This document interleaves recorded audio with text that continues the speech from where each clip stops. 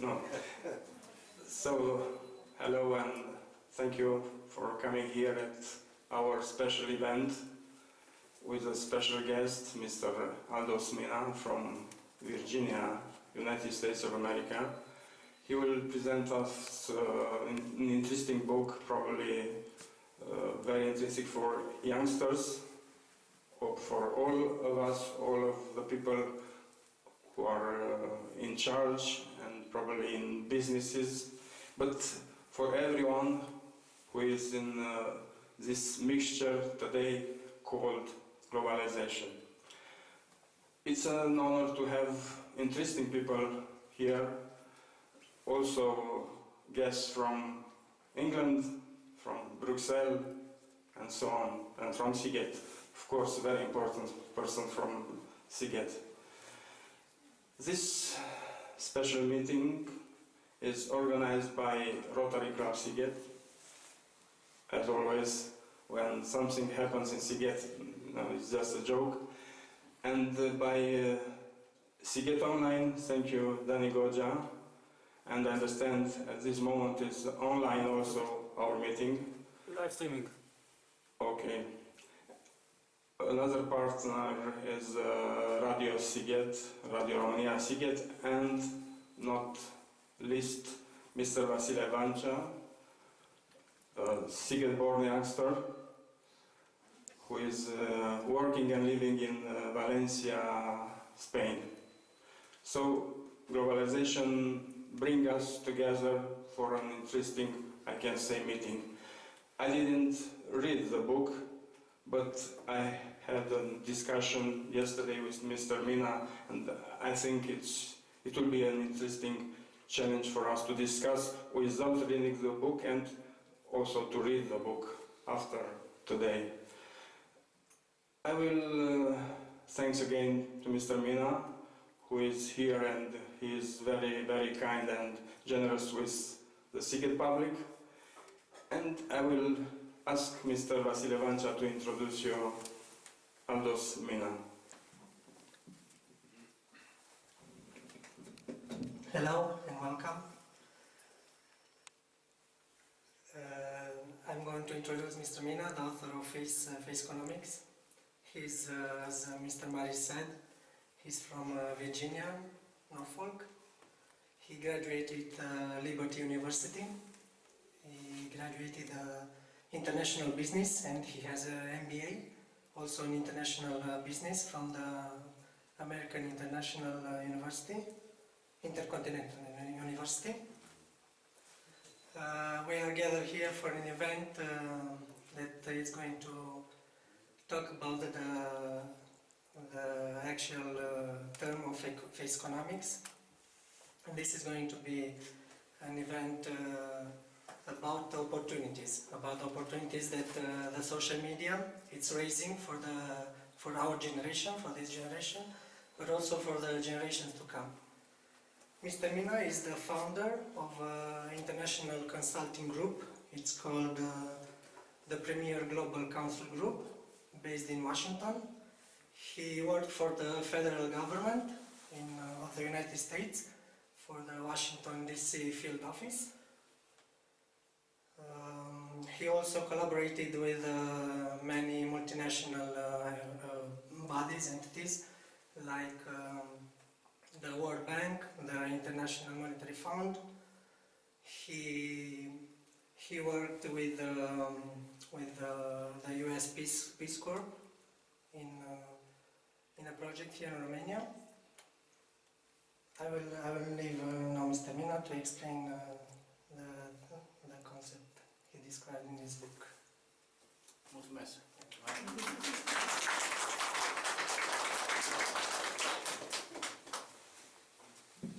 Bună ziua. Yeah, I hope I'm not mispronouncing the words Bună ziua incorrectly, but first of all, I want to give thanks to a wonderful group of event organizers, specifically Vasily, Andra, and Mr. Marin, and for hosting this event.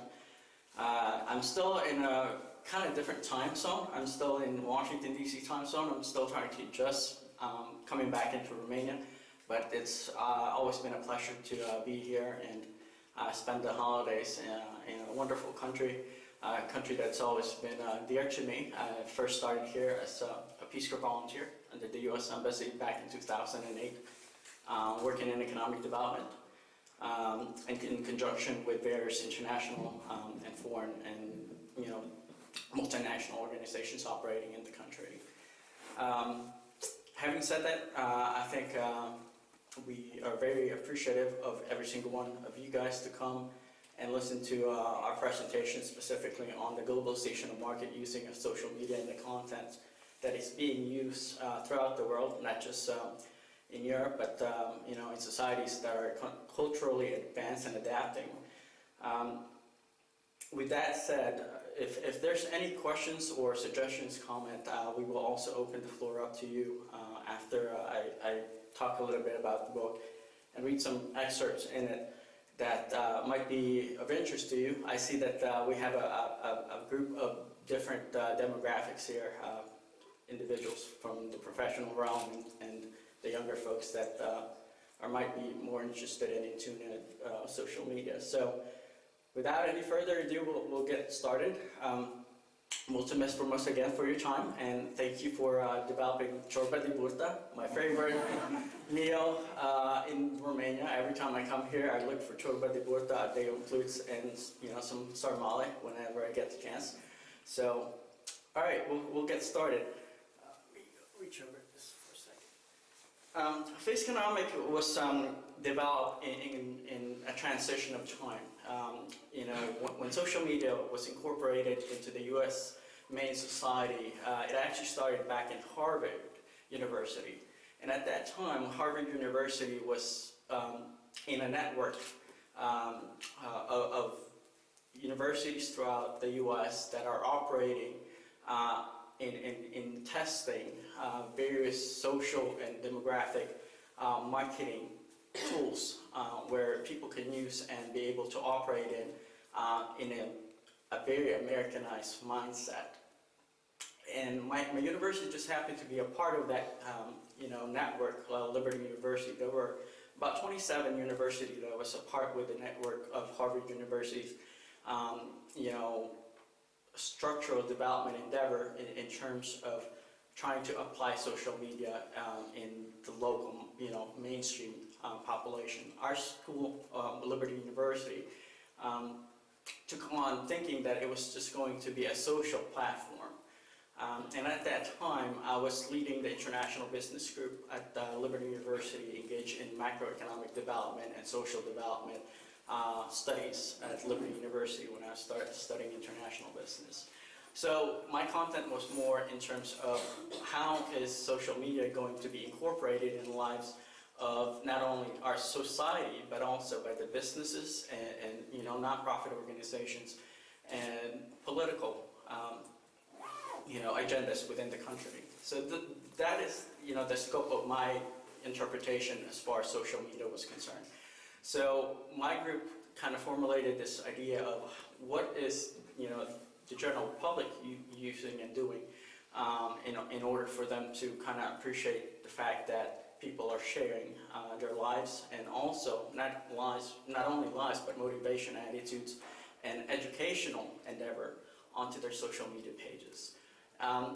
So, as most people would probably think of social media as a marketing tool predominantly, just because of the content that is available and also inexpensive. And having been so inexpensive, people all over the world are now discussing it and being able to adjust to it. So they don't really understand why it's so powerful, but yet the content in itself is big enough for anyone that have an access to internet or a computer will be able to use and facilitate some sort of dialogue in the content of how people can be able to interpret ideas, suggestions, concerns, and concepts. So when I started writing the book, that was back in 2006. At that time, there wasn't a whole lot for me to write about because they just rolled out, Facebook at that time. There was, high five and various social media platforms at that time that people are utilizing, but it wasn't at the point that, Facebook is now, being used worldwide. So when I started the book, I said to myself, well, how is this really going to change the world? And in so many ways, and the dimensions that Facebook is changing the world is so rapid that democracies all over the world, government, soft and hard infrastructures that are being created throughout the world is now generated through social media. If you look at CNN, BBC, various Reuters, all of these international media platforms are now on Facebook, and this is going to continue to evolve. So what I'm going to do is I'm going to read a little bit about what I had wrote about little by little, and then kind of engage it to the point that we can evaluate it versus on the demographics that is actually pertaining to. So this is from page 4.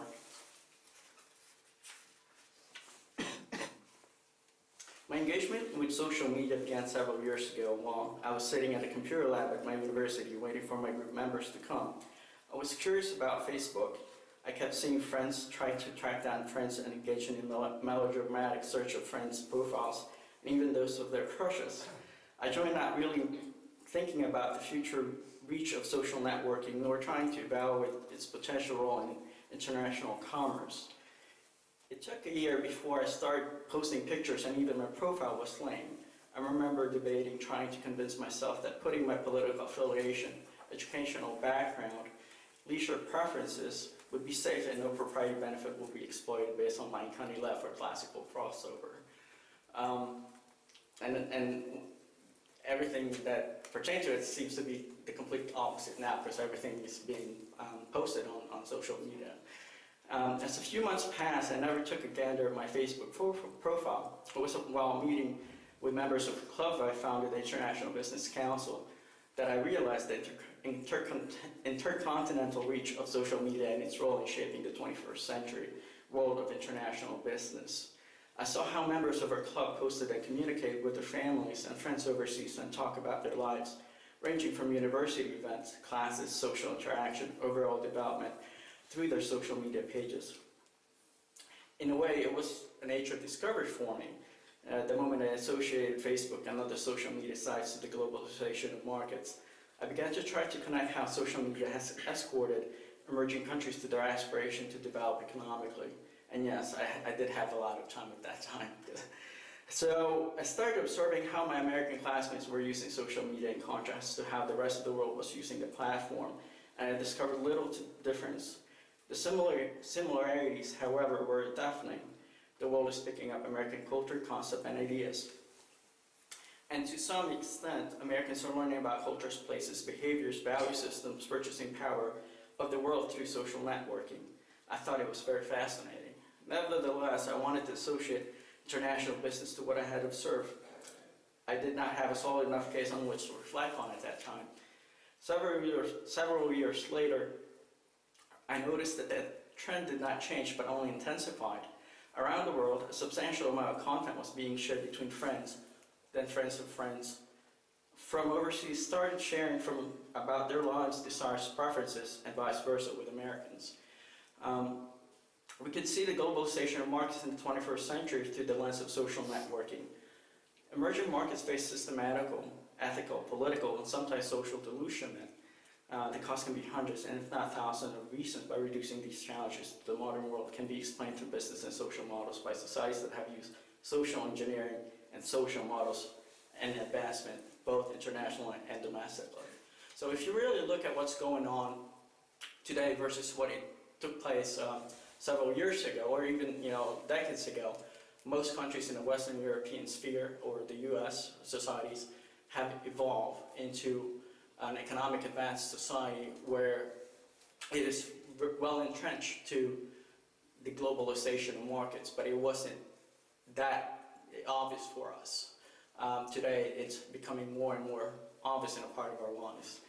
So having said that, that's when I started, conjuncting all these, connecting the dots per se, in terms of how can we advance societies and the globalization markets where every society is not just developed but also emerging and frontier markets can benefit from. And that's when face economics kind of evolved and developed the concept in itself. If you look at micro and macroeconomics, you see the dimension of the scope where the Austrian ideas of Hayek and Karl Marx interpretation of social microeconomic development and regional domestic evaluation for social segmentations. It's more in tune with an affluent society. Today, the scope is different. It's not just affluent society that are going to be advancing. It's actually going to be emerging and frontier markets developing faster than most developed societies will be able to develop and generate advancement in foreign direct investment attraction, and also being able to incorporate microeconomic development in attracting social multinational economic initiatives. So having said that, going into how is this going to be evaluated, the book talks about soft and hard infrastructure in terms of social microeconomic development. But we didn't really, when my team and I developed the book, we didn't want it to sound so much in economic jargon per se. People that are using economic theories and various concepts in economics being kind of spit it out to the population where they won't be able to really understand the concept and interpretation of it. So what we did was associate social media in terms of little conjunction from what you put on YouTube per se onto your wall and paste it onto your Facebook page, and also look at links that you share, blogs that you write, and associate that with economics. And it wasn't easy because a lot of the demographics that we're having to target are stemming from 14 to 45 years old people that have various either professional or political background or cultural attributes within them. So it's a challenge. So what we had looked into further was how is this going to, in effect, associate yourself, in the Romanian context versus an American context versus the British, Dutch, German, Japanese, Chinese, whatever content, and be able to understand that even though everybody comes from different cultures and societies, their motivation is going to be influenced by social media. Does that make sense? In a way, the stronger content within social media is yet to be really recognized, to the point that it's going to be associated with people that are engaged versus people that are very pessimistic about it. Okay, and that's the whole idea behind face economics. One point that we came up with was the language. The language gap has been significantly shortened by social media and networking site. That's on page 27. That is the local dialogue. It's no longer the norm in international business social media development. English is becoming the language of choice for posting on social networks, regardless of whether it is the mother tongue of the poster or not. English-speaking capacity is extremely influential in attracting investment and to being able to directly contact individuals by foreign recruiters. So some of you guys have been exposed to this, some might not. Some are still pessimistic about the power of this platform. And this is going to be the case for most people, educated versus uneducated, minority versus non-minority groups. Even racial status is being now classified in the social media platform where, it's not just Western European whites, it's also Eastern European whites, Central European whites, Gypsy population, Asians, Hispanics, all of these are being targeted through social media marketing. Weird, huh? But to some extent, this is what's happening in our world, and being able to expose the world in societies that is actually emerging, like Romania, and developing infrastructure development and social macro development is engaged in. Markets around the world are becoming instant winners because of the social media revolution. Time and time again, people hear about an American product entering a foreign market and a foreign company setting up shop in the US. This is because social networking sites have afforded small and medium-sized enterprises to penetrate well-established markets around the world. What would have been a difficult market to penetrate can now be entered through social networking sites by low to non-existing marketing budget companies, simply by creating a Facebook page. New concept to market entry. Every single Fortune 500 companies have a Facebook page. If you guys Google search any nonprofit, NGO, social economic development groups, they all have Facebook page. Okay, who uses it and how this statistic is being evaluated is yet to be absorbed. OECD is the largest organization, nonprofit group, that help foreign governments, any government throughout the world, interpret data, and even social media data is still have yet to be interpreted correctly. Because the rapid change and the growth and development that's going on through social media and emerging industries and pre-existing industries that is cultivated by social media is so rapidly evolving that none, not even IMF, the International Monetary Fund, or what you guys call Fondo Monetario Internacional, or World Bank, can associate the changes that are happening because of emerging and classification markets. And this is just going to expand further, and even political spectrum of social advancement is being engaged. So with that, I'm going to move on to page 115. Ever thought about what it would be like to be out of your small cubicle and on a beach somewhere, lying in a hammock, sipping juice and enjoying the breeze? These are Amy's thoughts and desires shared in her status. 10 others from all over the world are thinking the same thing according to their statuses.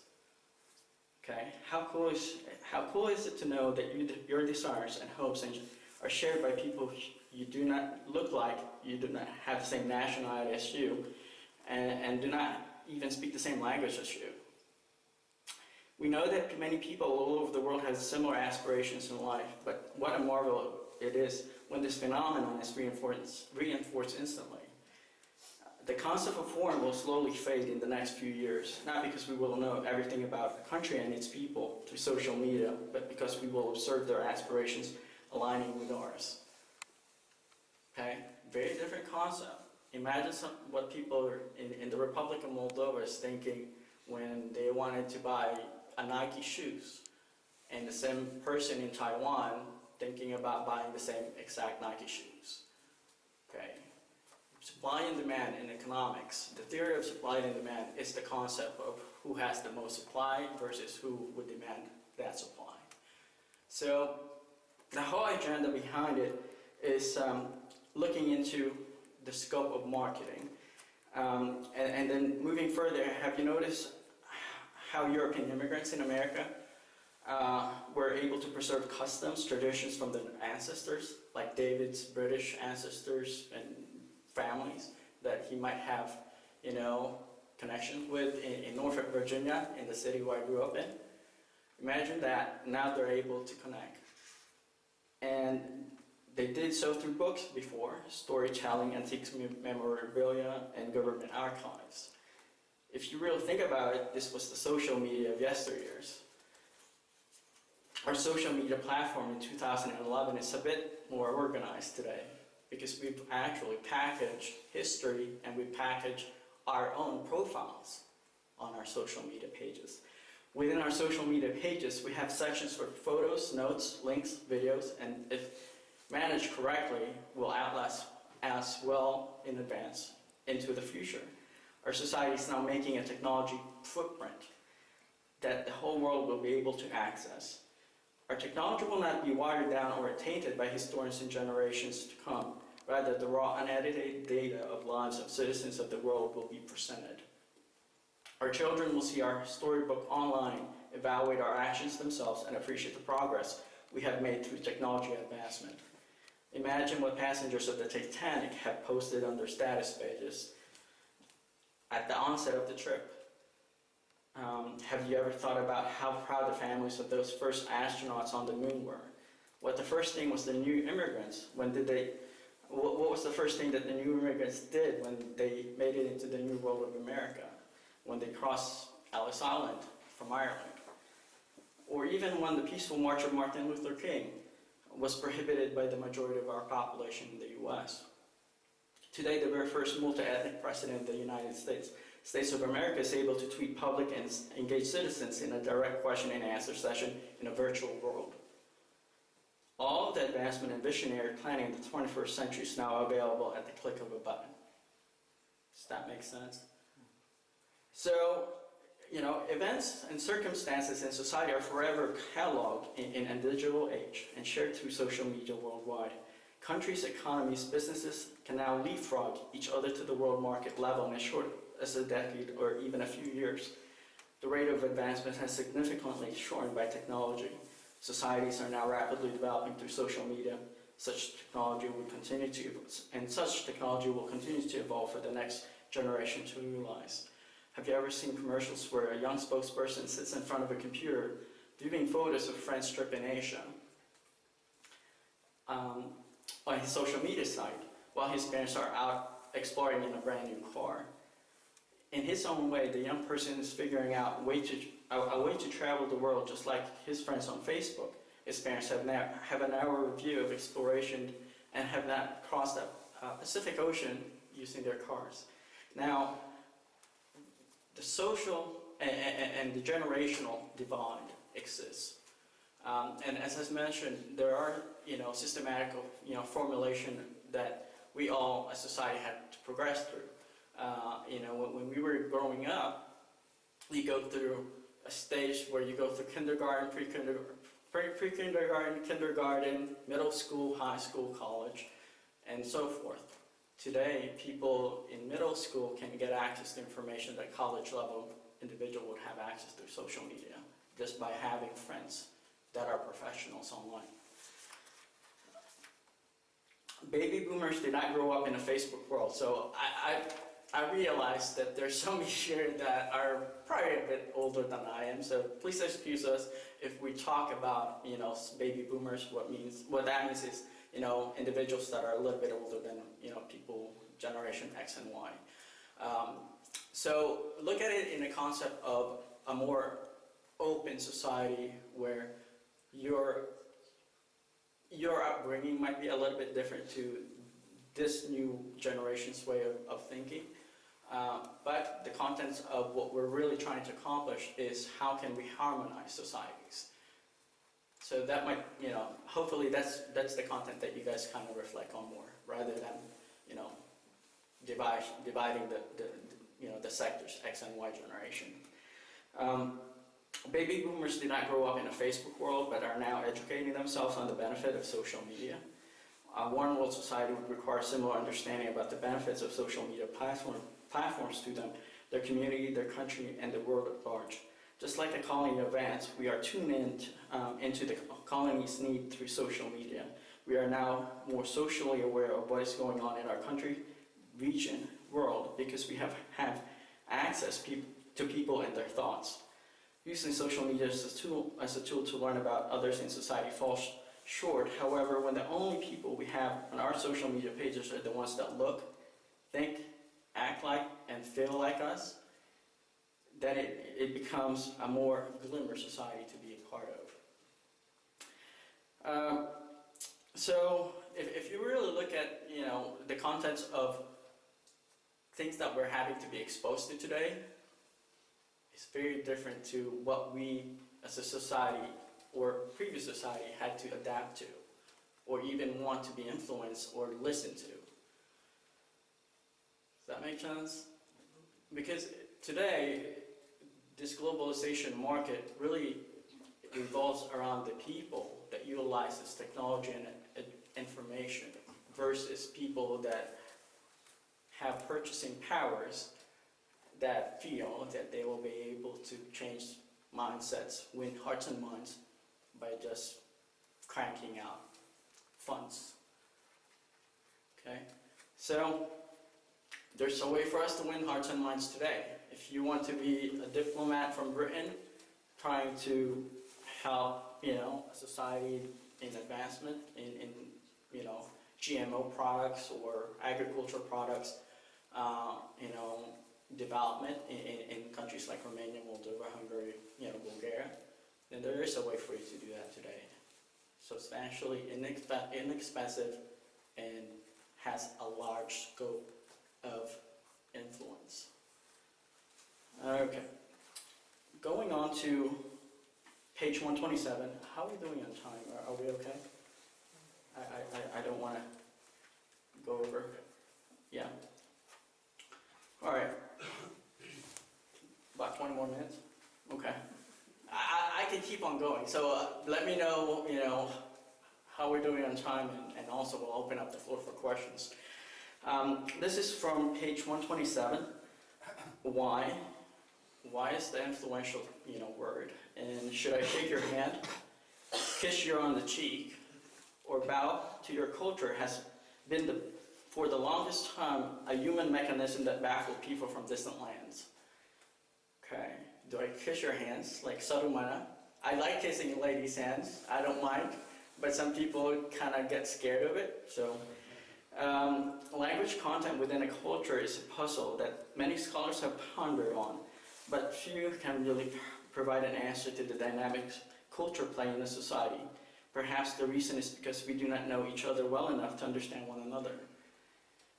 This was true many years ago in the environment of intercultural exchange and international business. Social media had facilitated a medium in which we can see pictures of gatherings where people in Sao Paulo, Brazil, kiss each other when they meet, and the Japanese bow down on their first encounter as people. What is the significance? Well, in the past, we found it odd for people to do things that we're not accustomed to or had not been exposed to. This is not unique to an American population, but rather every living, breathing, walking human on this planet. Our human nature has protected us from behaviors that we are not familiar with in our history. Okay, so the mindset issue, things that have protected us also prevented us from advancing as people because of our comfort zone. That's going to be different today. Such behavior like avoiding contact with strangers and not associating with people that don't think, act, and behave like us. In our reality, what is the common and safe for us is what's keeping us all in our comfort zone. The social media world has allowed us to stay in our comfort zone and still learn about people outside of our scope in an open world. The world community is a pluralism now.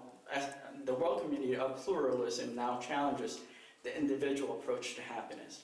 How, you might ask? Remember when you would post something on your status page and you thought it was the best thing you've ever come up with, and yet no one liked it? Anybody post? No one liked? Yeah. All right. Well, there's a reason for that madness. You thought people should think like you and act like you and like everything that you like, right?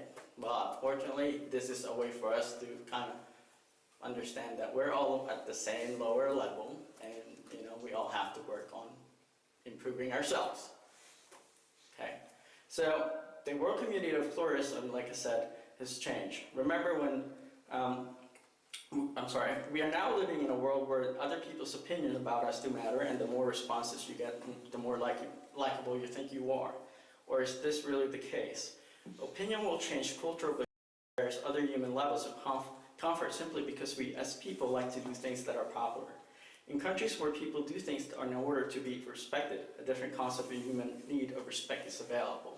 Some societies would rather be respected than, be liked. So, where was I? we will learn to appreciate each other and behave accordingly once we've learned to adjust to each other's culture and in some cases incorporate foreign cultures into our lives. In the modern world, we will adjust together on things that are of value to us. Examples are the lyrics of popular songs that are more offensive or brands that exploit women and children. The world will unite and reject criminal offenses worldwide and will build a consensus that populations hold true and are not dictated by their government.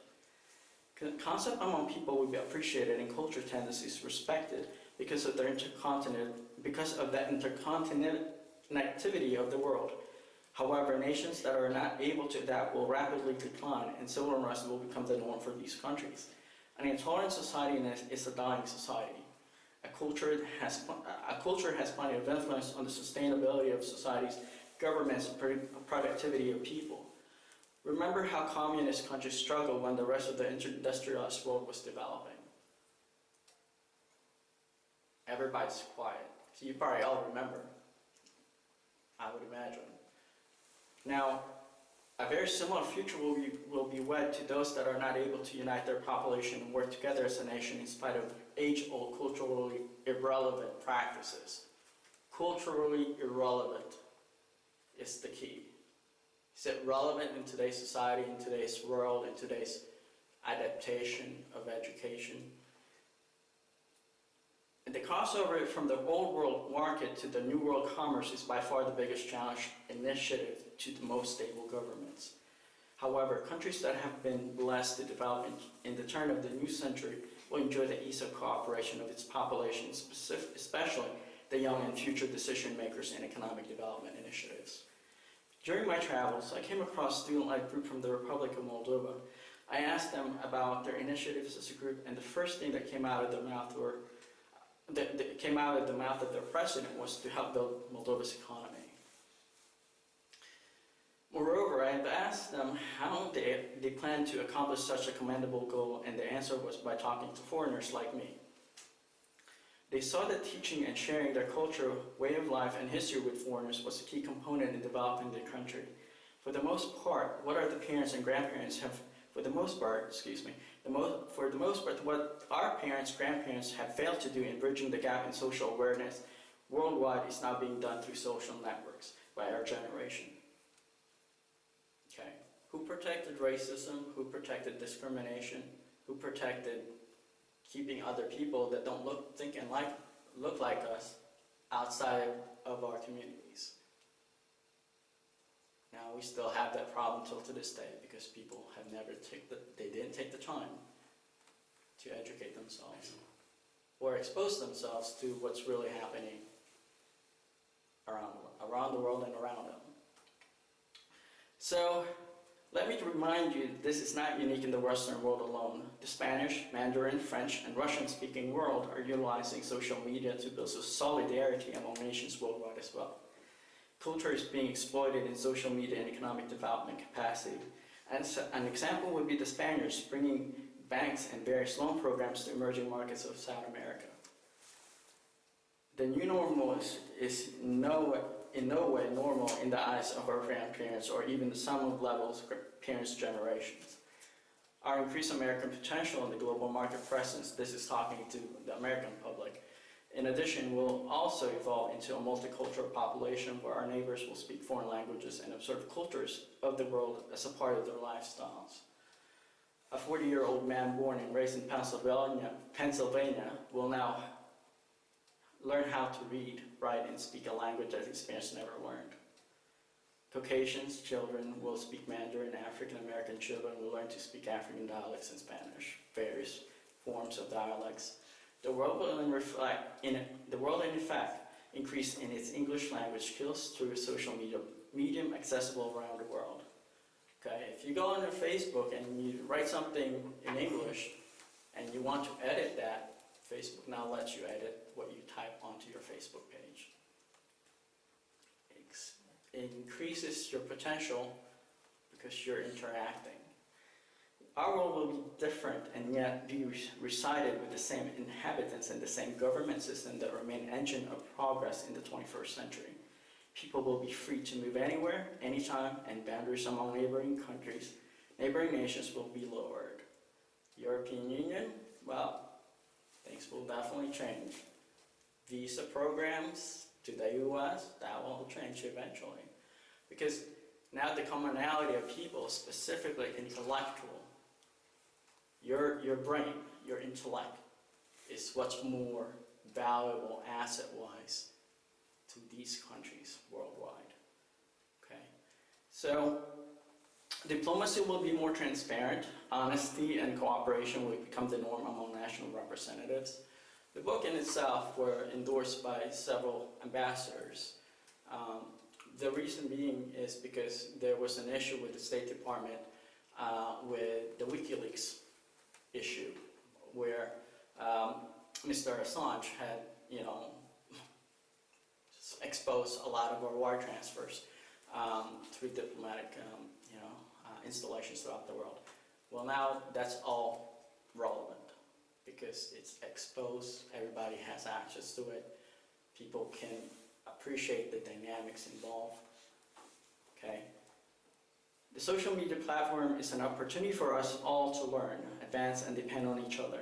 If we use our newfound international platform for the good of mankind, we will surely mark history with our greatest contribution to the next generation. The alternative is a dark and grim possibility that we will be the generation that will literally ruin this planet. Okay. The complexity of the world stems from solipsist predispositions and the innate nature of people to search and destroy. We are now engaged in a world that is open and increasingly becoming transparent, where every thought and desire is out there for the world to see. Imagine that. Okay. Facebook 15 years ago was not even used anywhere. I went to Carrefour in Kaufland and they say like it with a big, thumbs up.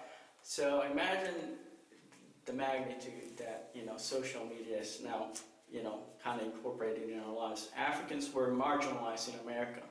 Native Americans were kept in confinement. The contribution of Asian immigrants were never talked about in history books in the mainstream school system.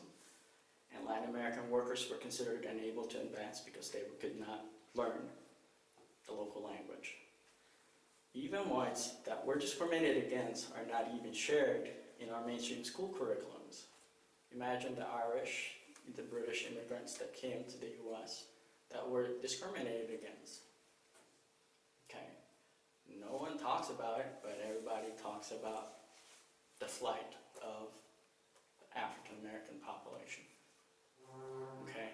So, have you ever thought about where we will all be in the next 20 years as a society?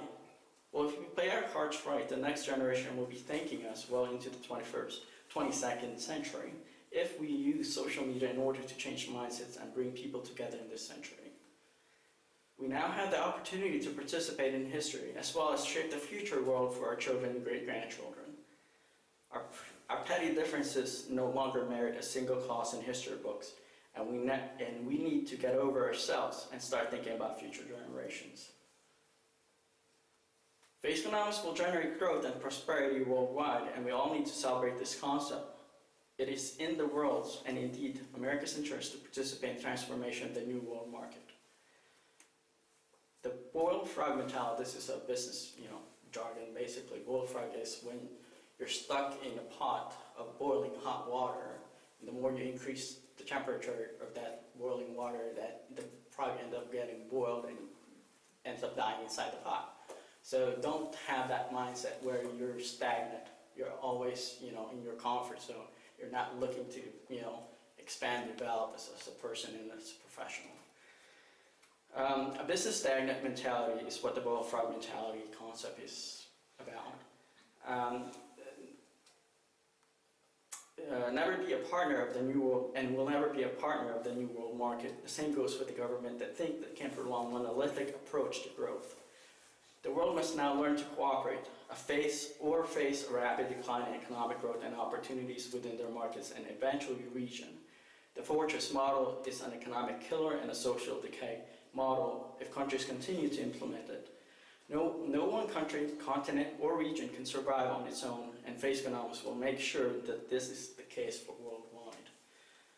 Racially charged economic policy is a policy that has faltered in the past, and no one nation should incorporate protecting its ethnic identity into a micro and macro policies. Okay? Anybody been discriminated in Western Europe because you're from Eastern Europe? Yeah, well, that's the case. All sorts of people, culture, creeds, nationalities, religion, norms, and languages inhabits the world. A society that rejects the world will in turn reject opportunities from the world, which is its people. There's no such thing as inferior people, just inferior mindsets, and which tends to show themselves in industrialized nations of the world. The adverse economic effect of ethnocentrism in a nation's economy is significant. Social media provides an opportunity for the world's inhabitants to learn to accept each other and embrace our difference and adjust in the new normal. People, groups, and societies will not be able to advance in the 21st century if they cannot incorporate acceptance of all people into their economic development initiatives. People worldwide will be locating new markets to enter, and both expats and domestic consumers will have to learn to interact, accept differences in faith, race, language, culture, political history of their countries. The world needs to stop with the fear-mongering of China's economic rise and other countries worldwide. Remember when America was economically developing? Countries in Western Europe also went through an economic growth stage, and no one said it would be the end of an American economic dominance worldwide. Yes, my friends, the same applies in the 21st century. The last thing we want is to steer the water within the American public and other industrialized nations of the world because other countries are developing. While Asia is the most visible economically advancing region of the world, many large countries worldwide are also working hard to reach their full potential. The name of the game is cooperation, collaboration, sharing resources, and looking for a way to advance nations worldwide. More wealthy countries mean lesser poverty in this world, and that is the ultimate benefit of the globalization of markets. A healthy and economically strong Romania, China, India, Russia, Hungary, Poland, Ukraine, would mean additional support in humanitarian aid in countries that cannot support themselves on their own. Lesser poverty worldwide will result in cooperation from traditionally advanced countries in developing markets worldwide. Larger contribution will be expected from countries that are developing in support of economic development initiatives. The main idea behind the globalization of markets is to bring everyone up to an economic level that will enable them to economically support themselves. It's not the best interest of the industrialized nation to continue to shoulder the responsibility of nation building, where no one is held accountable and resources are squandered. To be honest, I'm truly excited to see what is ahead. America will be a much better society and a wealthier nation because of the new world market. This is for the American public. The book tends to kind of go back and forth, international, US. Likewise, other countries will be able to fulfill their desires to advance their world standing and ability to build consensus. Leaders in the 21st century will be our social media friends. Any politicians on your social media pages? They're actually paying attention. Would it not be better if the world where, when we understand each other and respect opinions, we no longer have to have a reason to destroy each other and fear advancement of our friends?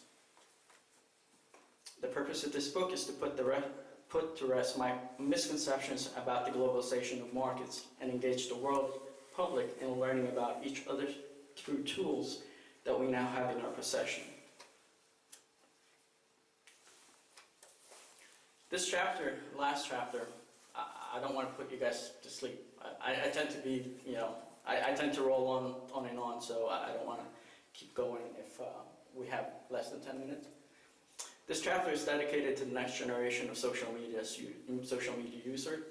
The next generation are the ones that will truly benefit from the social media revolution happening worldwide. My generation built it, and we are all test driving it today, living, breathing, product, and have yet to evolve in a personal identity database for the whole world. The social media revolution will soon evolve into an identification system for the world managers, police, universities, hospitals, commerce, etc., to encapsulate the face-economic idea. The success story of my generation is being able to provide a platform for the next generation to help make the 21st century interconnected world a little more user-friendly. And bridging the gap in culture and society has now become virtually easier. Parents often wonder, what does a new world market or the new normal truly mean? Having to explain the human ability and imagination can only mean one thing. The new normal will be a profound change in history. This means people worldwide will have to look deep down within themselves to create purpose and meaning for themselves. Children that will be entering college in the next 10 years will be faced with a unique challenge, a challenge that has never been a part of the world ever since there was one. But it is now increasingly dominating societies worldwide. The challenge of being able to accept each other as human beings inhabiting the same planet, working together to build each other up. This may sound cliche, but in today's reality, interaction with people from a different race, language, nationality, religion, gender, preference will become more common than in the past. The next generation will now have to answer to people that do not look like them and think like them for accountability. Social norms will increasingly change and adapt into a more global norm where individuals understand concepts and value systems that was not part of their society in the past. The social media revolution will increase fluctuations in commonality in people of the same kind, meaning race, religion, nationality, language,